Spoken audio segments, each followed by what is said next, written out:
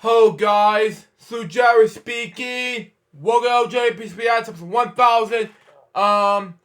459. Today reacting to Spots of Love podcast episode number 4. Orian Barney fan. Orian Dagger, something like that. But yeah, just begin in 5, 4, 3, 2, 1, go. Hang on, let me see.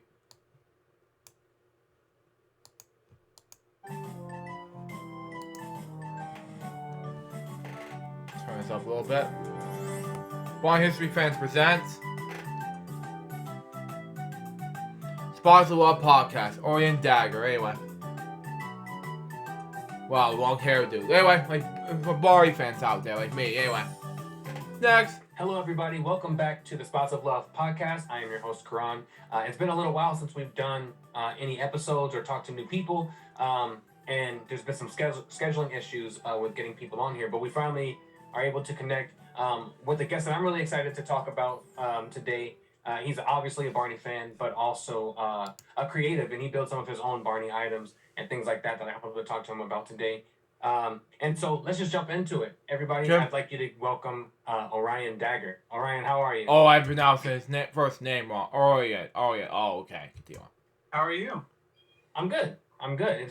We were having some trouble getting connected here over the last couple weeks. But I'm glad that we finally are able to connect and actually officially talk to each other. We've talked many times over social media, but not sort of face to face like this. So wow. I'm really excited to talk to you, man. Yeah, me too. Typically how we start this is I just say let's start at the beginning. Obviously we're here to talk about Barney a little bit.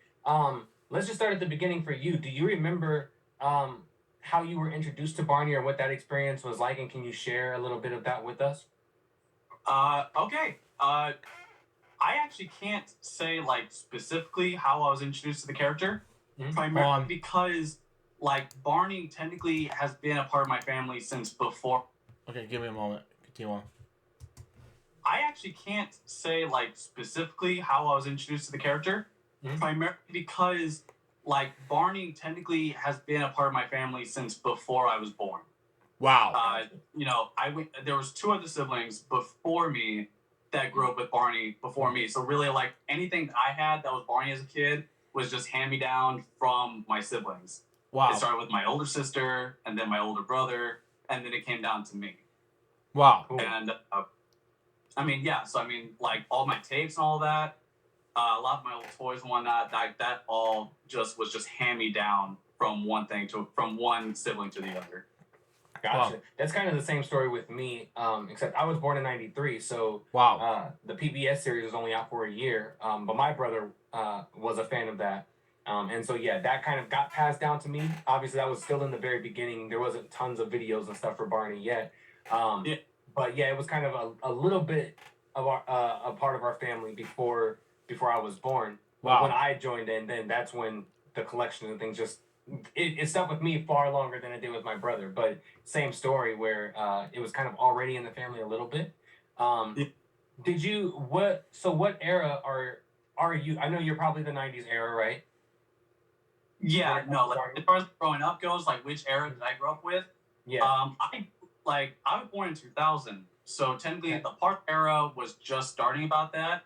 Sure. But I grew up specifically with seasons 1 through 6, based on just all the tapes, just variety from here and there, with a splash of Backyard Gang. Gotcha. Mm-hmm. Nice. Specifically, it was my sister gave it to me, was a tape, the re-release version of Waiting for Santa. Okay. Wow. That was my first exposure to the Backyard Gang. Awesome. Yeah, that's the classic one. I think my intro to the Backyard Gang was Barney in concert. That was Whoa. Okay. My intro to the Backyard Gang was the same way Orian was doing, because that was my time frame. Continue on. One that I saw where it had a different title that wasn't Barney and Friends. And then later on in the years, as I got a little bit older, I think around 10 or 11 is when I started seeing the really original, the first 6, wow, and that kind of thing. Go ahead. Were you gonna say something? Oh.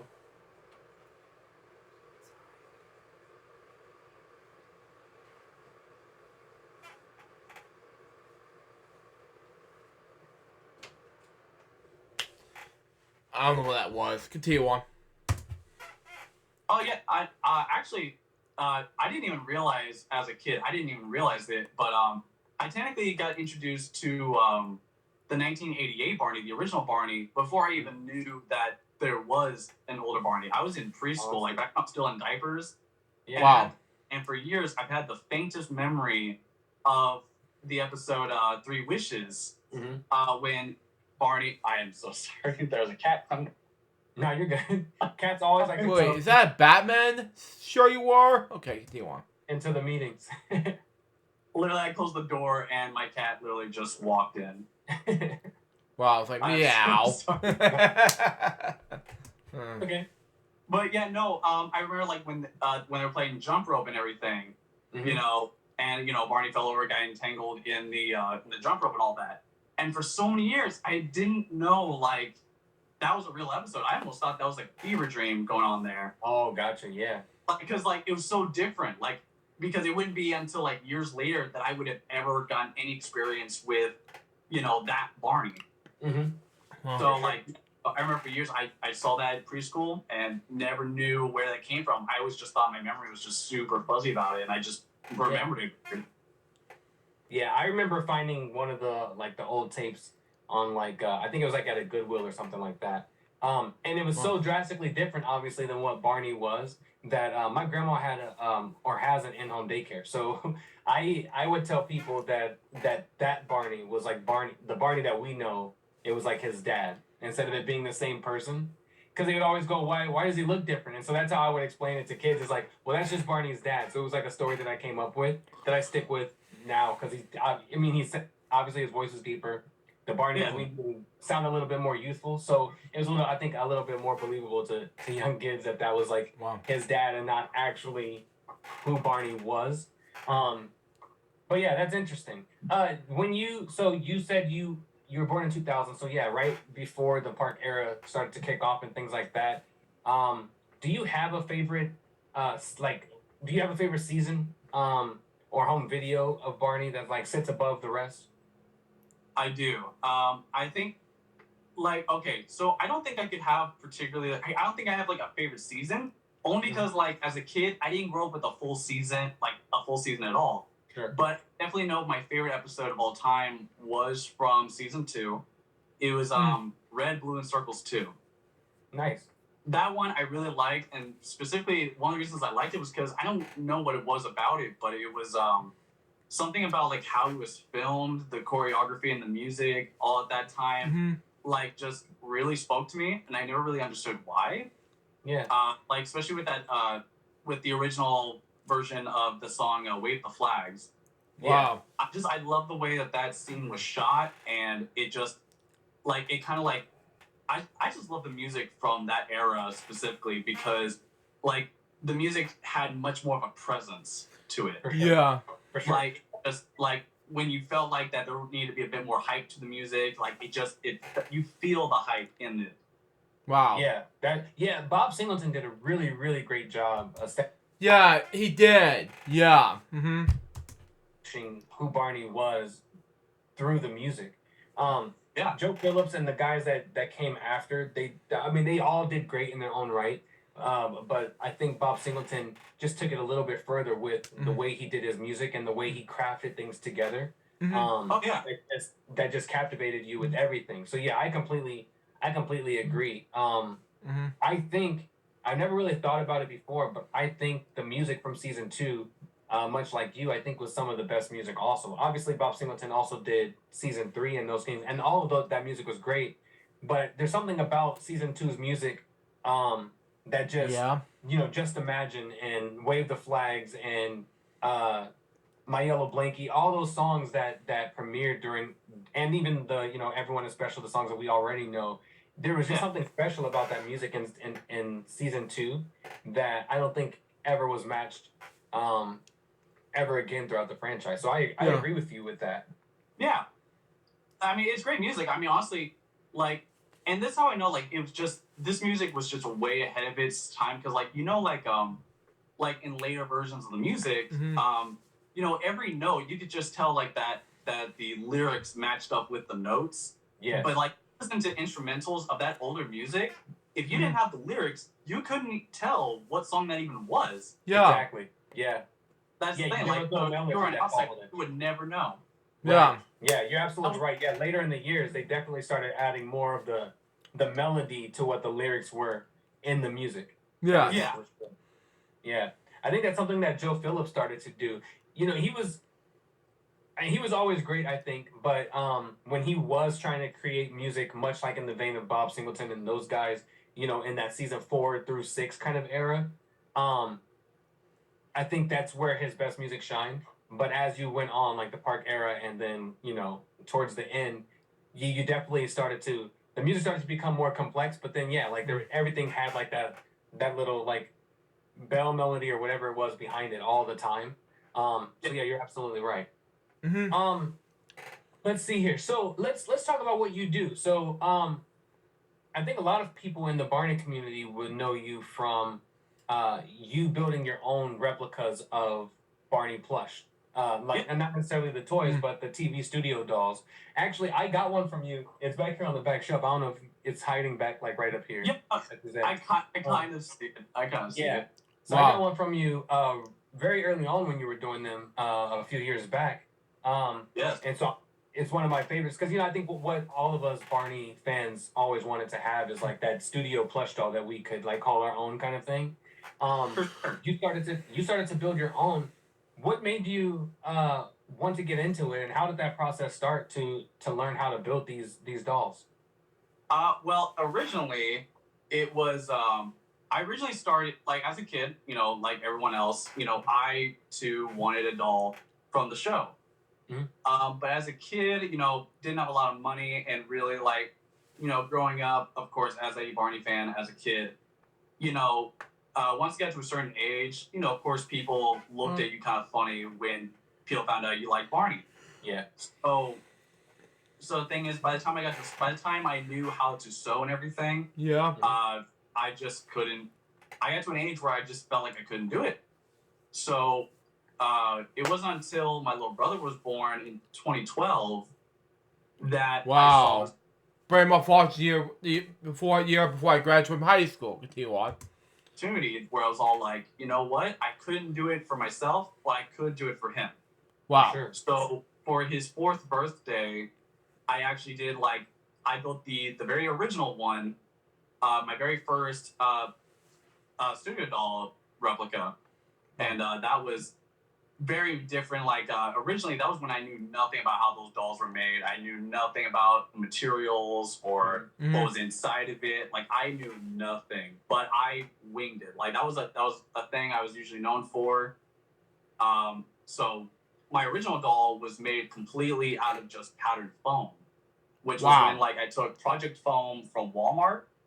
I drew out a pattern and then you know cut it in the foam, fold it, glue it, and then hand stitch the fabric onto it, which was just a normal fleece from Hobby Lobby at the time. Okay. So that one I made for my little brother, and then I kept going with it. I made more than one eventually because me as an artist, I knew I could always do better. Right. So and because like as the years went on, I found out more about that doll, about how it was made, what kind of materials it was made out of, and so I just slowly worked my way to try to get perfection. You know, so like by the time I originally started my Instagram page, I was working on the 3rd or 4th one, which was like a 16-inch, like dark purplish, because the other one was just way too pink. So I was all like, you know what? I'll try doing darker, see how that works. But yeah, I mean, even after that, I mean, that got me started. And when I just saw how many people just were really liking it, I just went in and I kept going just to see like how far could I take it? Could I really like see like if I could actually get it to pretty much perfection? Wow. Yeah. That's awesome. I love that you said you were just winging it from the beginning. I think that's one of the things that like a lot of times we want to create something or we want to do something but we don't know how. And so we talk ourselves out of doing it or talk ourselves out of trying to take a chance to do it. I think one of the easiest ways that you can learn how to do things is just by doing something, taking a step towards something. So the fact that that's how you started is just by I'm just gonna wing it and figure it out. And now it's evolved so much. Each doll that you make, every time you make another doll, as I see them on Instagram and things, they just get better and better. And I think that's what you want to do as a creative is you always want your next work to be better than the last one. That's how you know that you're still evolving and growing. Like the actual process of building them has changed over the years. Where I believe the one you bought was back when I was still doing the powdered foam, and you know, but then I think after that was when I got a 3D printer. I started printing out parts and whatnot, and eventually, then later on, it became a hybrid between powdered foam and 3D printing. And now I've gone as far as trying to go back completely just traditional, like the original prop was, and just try to build it as close to the original prop inside and out. Gotcha. You know, I have to get back. I need to start doing 3D printing because I haven't done 3D printing at all. Because I will do that the weekend itself. You know, because I had to do this myself. Continue on. You have do you still have all of the versions that you've made, or have you used parts of old ones to build new ones or things like that? Okay. So the very first one I made actually was taken apart and then put back together like 3 different times. Oh, okay. For 3 different versions. Actually, my very first post on Instagram was actually just made up of the remains of the first one with like a few new parts and everything, and it kind of went from there. But for the most part, every single doll that I've made has just been like from scratch. Wow, that's crazy. I don't have a lot of them recently. Unfortunately, I did have to sell the majority of all my dolls that I made over the years. Oh, gotcha. But they've all gone on to like good homes. One of them actually went to a public library to be in the kids section. Nice. That was, I thought that was really interesting, like Barney at a public library. Yeah, that's cool to have. You don't see that often at all, so that's really cool. So I think that's really cool. Yeah, that really is. Let's keep talking about you building things because you started with these dolls. The series dolls. You also did some of the backyard, try to make the original backyard gang doll. The 1988 barn doll. Yeah, but now you've evolved into building a full costume. Why?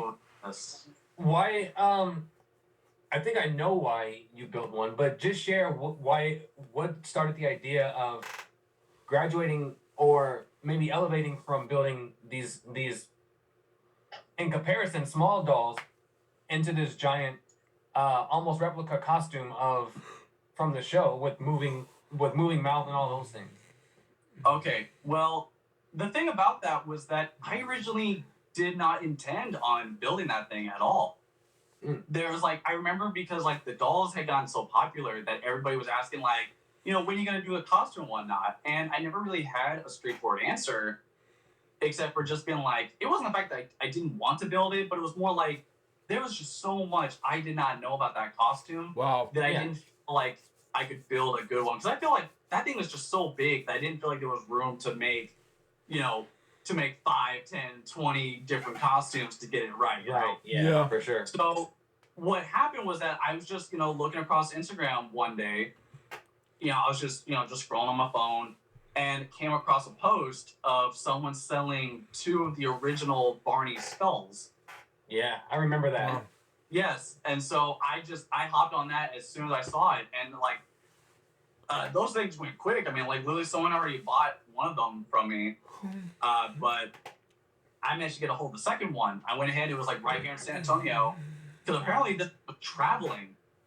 Apparently it was going from one guy to the next. They were just trying to get rid of it, but for some reason it was on some weird traveling route, going from one person to the other. And I was like, well, that's weird, but it was coming through San Antonio, so I was like, I gotta pick this thing up now. Yeah. So I picked it up, and because I had that head, I now knew that gave me a base to start. So I knew more about the scale, I knew more about the functionality, how that thing was put together. And it was from that one part that it was able to I was able to just kind of figure it out. I asked around a little bit.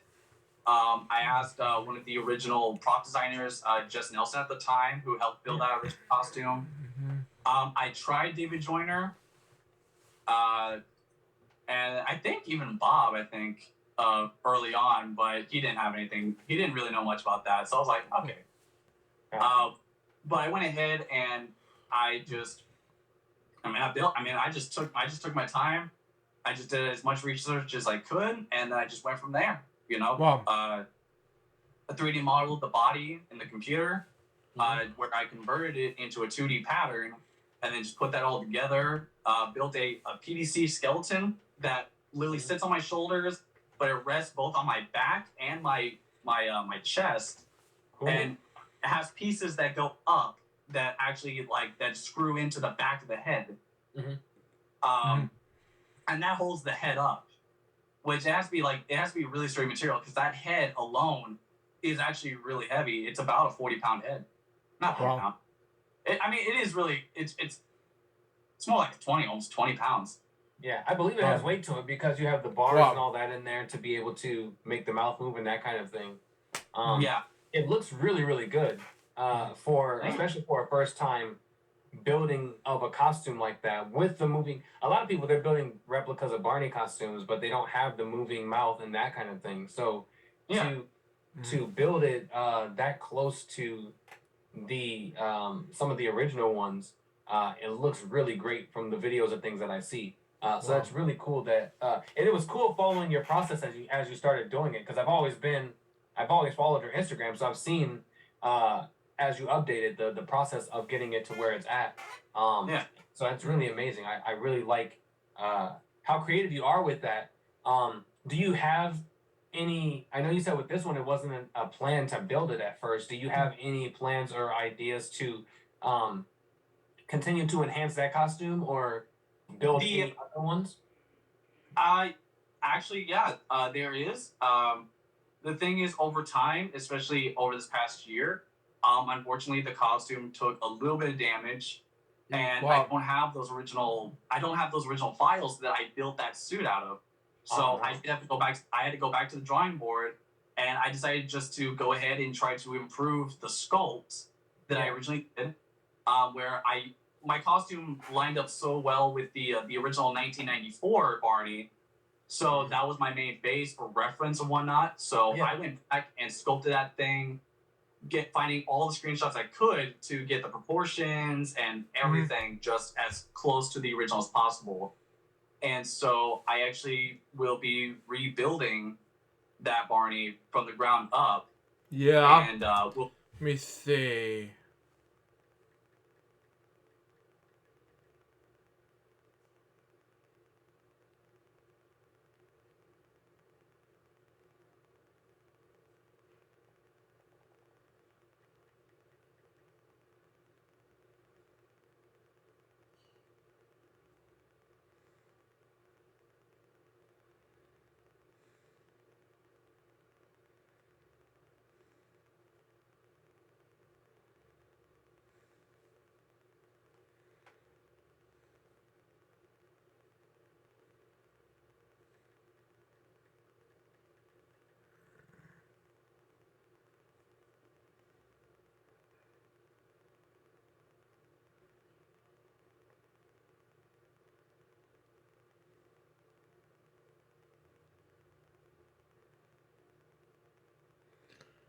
Oh. Richard Fair, okay.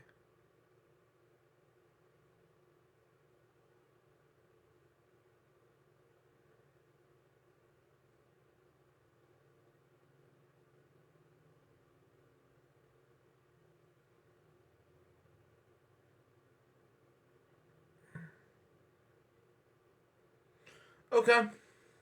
Let's continue on. Trying to improve. There are future plans as well to possibly build even the entire trio, to build Bebop and BJ. Yes. I don't know when, just because, it's time. I mean, clearly even just doing this like took a lot of doing schedule-wise and whatnot. And then also like just money, like you got a night on because honestly, like the original Barney suit was about $10,000 to make, but I managed to split it into about 5. Okay. Wow. Wow. But I mean, like, so I mean, I use like pretty decent materials while other studios. I am so sorry, my cat is getting in the way. That's fine. Wow. Oh my god. Okay. My bad. No, you're fine. Yeah, but yeah, I mean, so there are plans. I've even actually gotten as far as like sculpting the body for Baby Bop. So that way, like once I do find the time and money to actually start such a project, yeah, I would like to actually take an attempt at building a Baby Bop. Wow, that would be really cool. That'd be really cool. Yeah, I mean, there's so much I would like. I have this one here. I had a guy build it, I think almost 10 years ago now. Oh wow! And I just had it forever. That's just the head because the body's in another area. But wow. Yeah, I haven't seen as many. And I hadn't custom this one. Like he had one that didn't look. You knew it was Baby Bop, but it didn't look much like Baby Bop. And so wow. I had him. I saw him earlier in the video. So let's continue on. Tweak things that I wanted to look more like the actual costume. So I've hung on to that for about 10 years. So I don't think I'll ever part with it because it's just cool to have, and you don't really see many other ones. Is it to scale, or is it more to fit like a full adult, or is it short?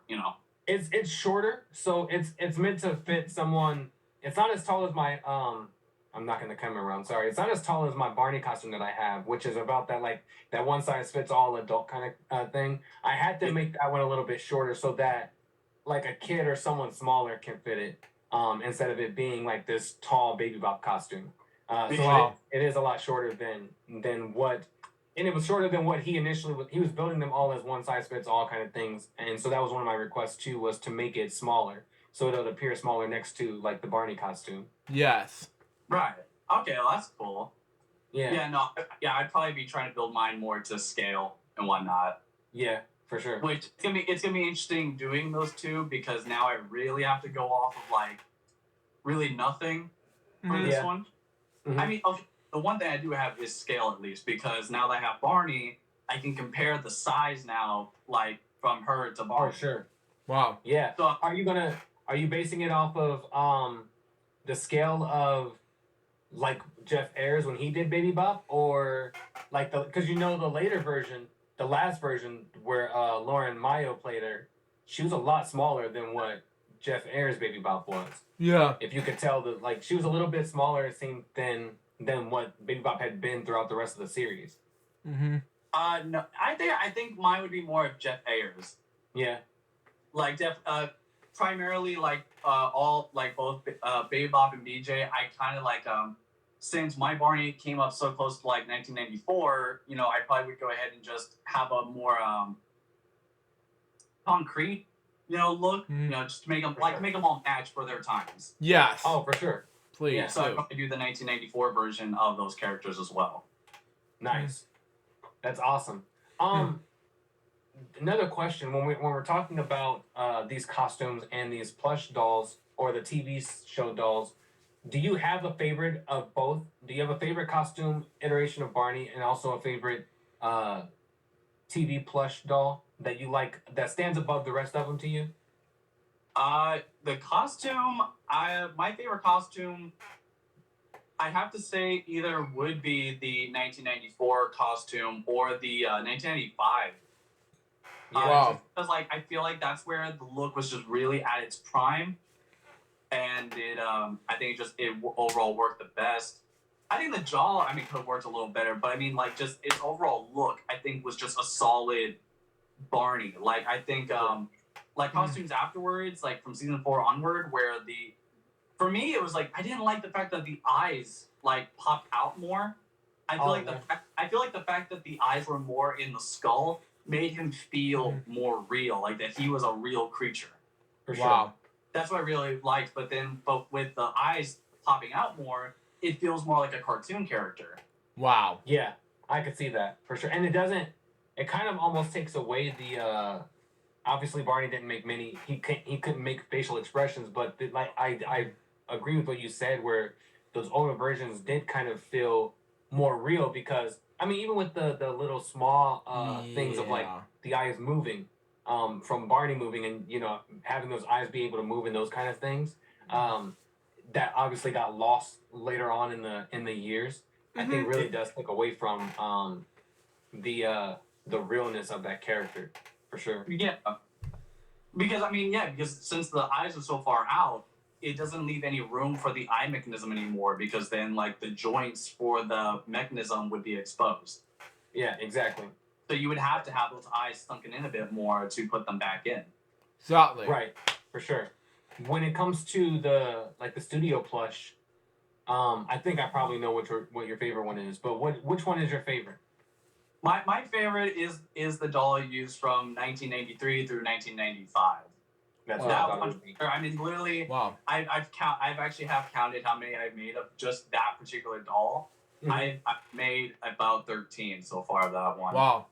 Wow. Really? I mean, literally right now I have one that I'm working on right now. Nice. Wow. But yeah, it looks pretty close to that doll too. Yeah, I mean it's a learning process. This one's not completely done. The eyes are not even attached yet. Mm-hmm. But I mean, it takes like real craftsmanship. Like this is all machine sewn and everything. Yeah. Except the teeth. The teeth I've been having problems with my machine lately, and so I just went ahead. I've been hand stitching them in. Gotcha. For the time. But it makes a really clean look for the teeth. It does. Mm-hmm. It looks just what I can see.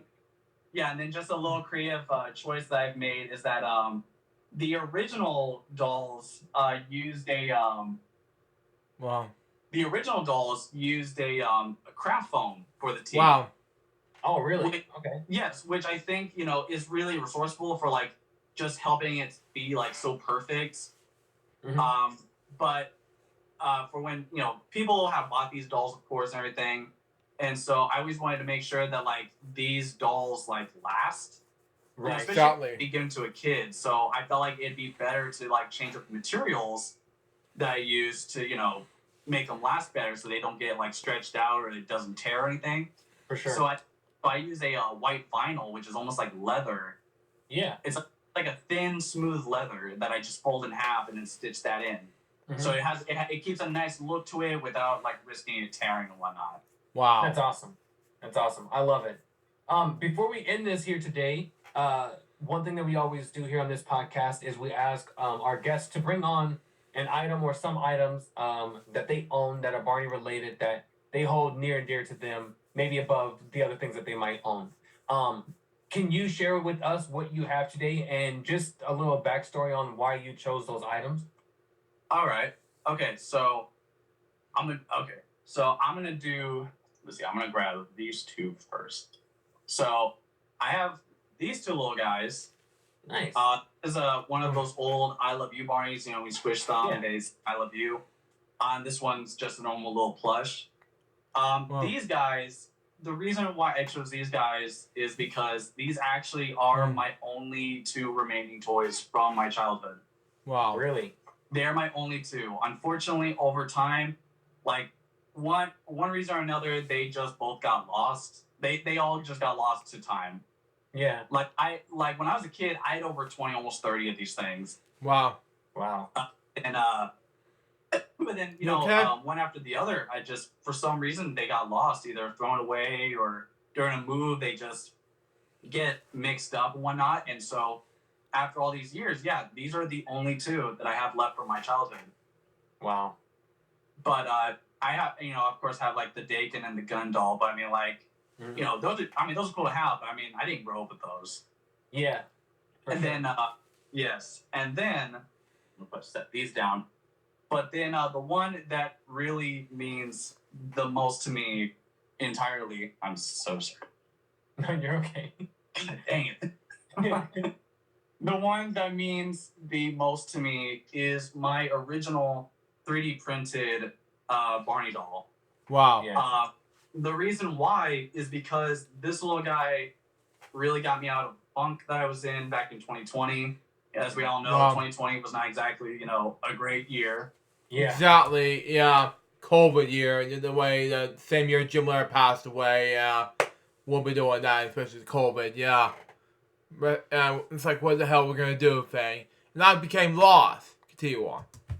And I guess, and I love building. I love crafting. I love arts and crafts. Like, I used to be working for like months at a time, just working on one thing every single day from the time I wake up to the time I go to sleep.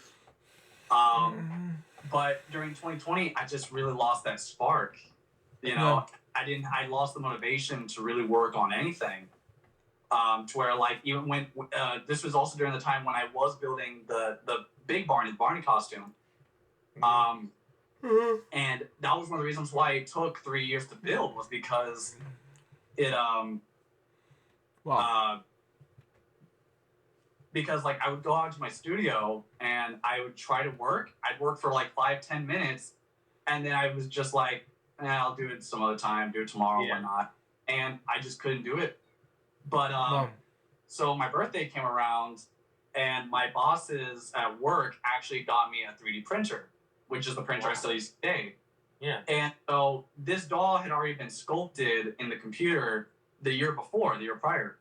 So I went ahead and I decided to, since I had that printer, I decided to give it a try and start working on it. I printed this out piece by piece, and just seeing it print out,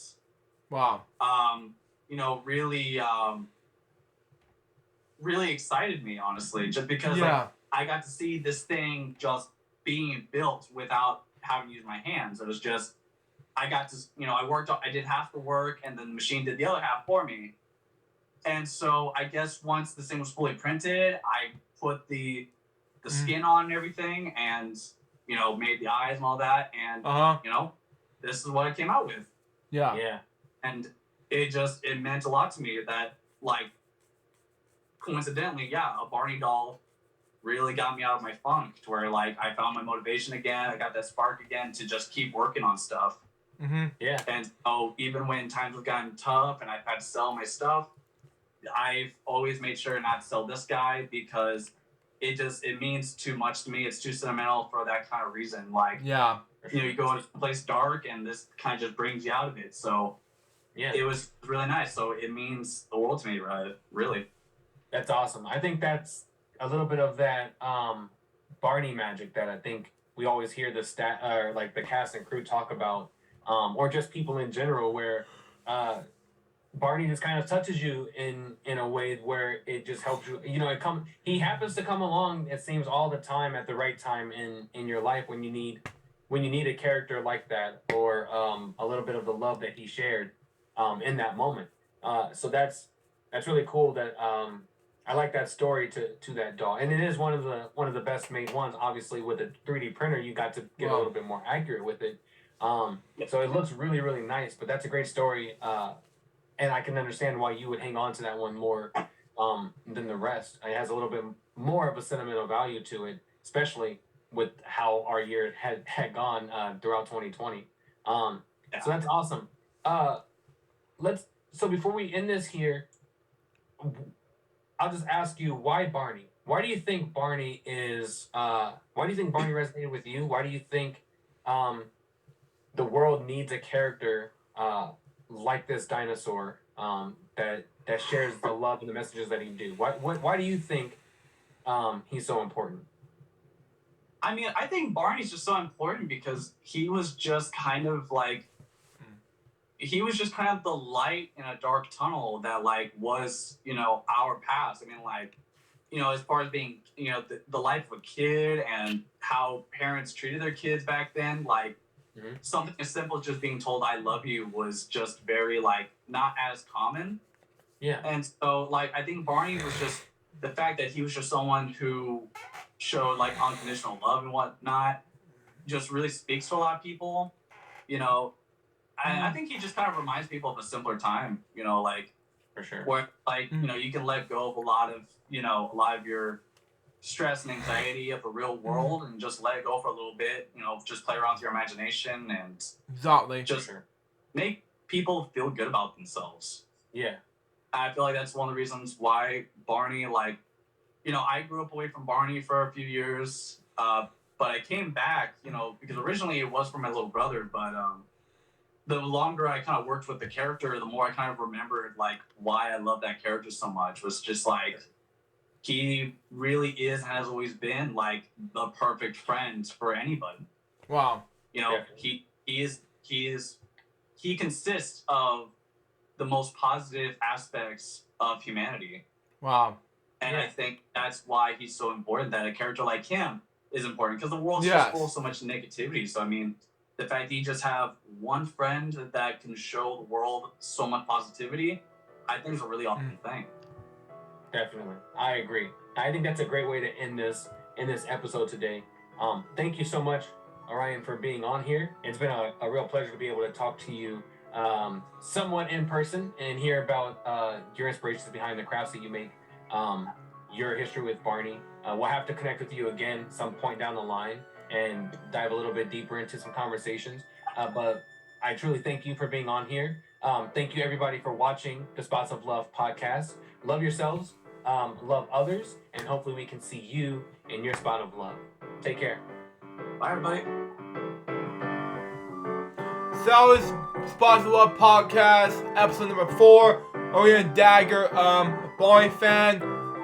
What did I think about this episode? It was amazing. So far, this episode was a success. Let the credits roll a little bit.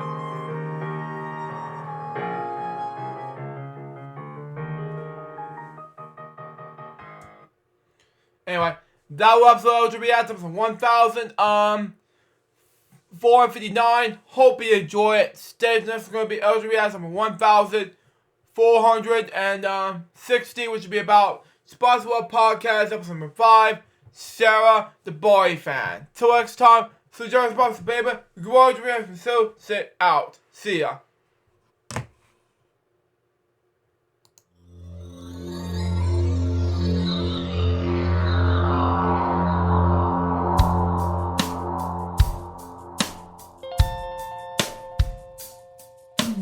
Given unto me this life I'll never take for granted, and given all the time I failed to really understand it, I never sought to meet the maker of reality, the one who gave the life that which is always happening, but I tried all the time.